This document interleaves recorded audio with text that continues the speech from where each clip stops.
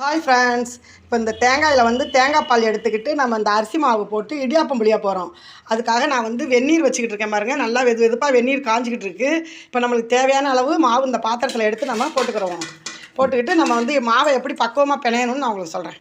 இப்போ தேங்காயை உடச்சிக்கிட்டோம். மாவு நம்மளுக்கு எவ்வளோ தேவையோ அந்த அளவு நம்ம எடுத்துக்கிட்டோம். வெந்நீரும் காஞ்சிருச்சு. இப்போ மாவு பிணைஞ்சிக்கிறோம். நம்ம தேங்காய் பால் தான் எடுக்கிறோம், இருந்தாலும் சுவைக்காக கொஞ்சோண்டு உப்பு சேர்த்துக்கிறோம். திருவி வச்சு மிக்ஸி ஜாரில் எடுத்து நம்ம போட்டுக்கிறோம். போட்டு பால் எடுத்துக்கலாம். தண்ணி கொஞ்சம் ஊற்றிக்கிறோம். ஊற்றி நல்லா அரைச்சிக்கிறோம்.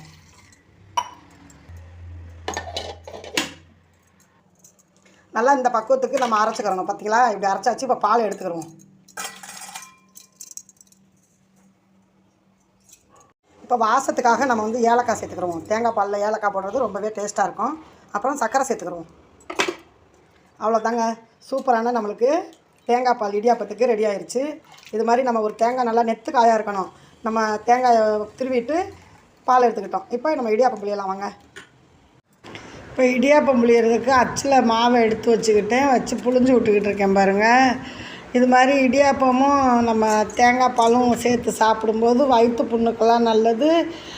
தேங்காய் நல்லா பக்குவமாக பால் எடுக்கிற பக்குவத்துக்கு தேங்காய் இருக்கணும். சும்மா இலங்காயெல்லாம் வச்சு பால் எடுக்க முடியாது.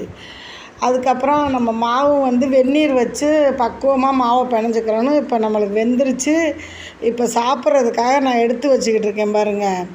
இடியாப்பம் ரொம்பவே நல்லது. சாயந்தர நேரத்தில் இடியாப்பம் சாப்பிட்றது நல்லது. காலை நேரத்துலேயும் நம்ம இடியாப்பமும் தேங்காய் பாலும் வச்சு சாப்பிட்டோம்னா உடம்புக்கு ரொம்பவே ஹெல்த்தியானதும் கூட. இது சின்ன குழந்தையிலேருந்து பெரியவங்கலேருந்து விரும்பி சாப்பிடக்கூடிய ஒரு இடியாப்பம் தான். நான் இட்லி பானையில் தான் புளிஞ்சு விட்டுக்கிட்டேன். இடியாப்ப தட்டில் புளிஞ்சோம்னா நம்மளுக்கு தோசை மாதிரி வரும். இப்போ நான் தேங்காய் பாலை ஊற்றிக்கிட்டு இருக்கேன் பாருங்கள். இது மாதிரி இடியாப்பம் செஞ்சு சாப்பிடுங்க ஃப்ரெண்ட்ஸ். இந்த வீடியோ பிடிச்சிருந்தா நம்ம வீடியோ மறக்காமல் ஃபுல் வீடியோவாக பாருங்கள். மறக்காமல் சப்ஸ்கிரைப் பண்ணி லைக் பண்ணி ஷேர் பண்ணுங்கள். ஓகே பாய், அடுத்த வீடியோவில்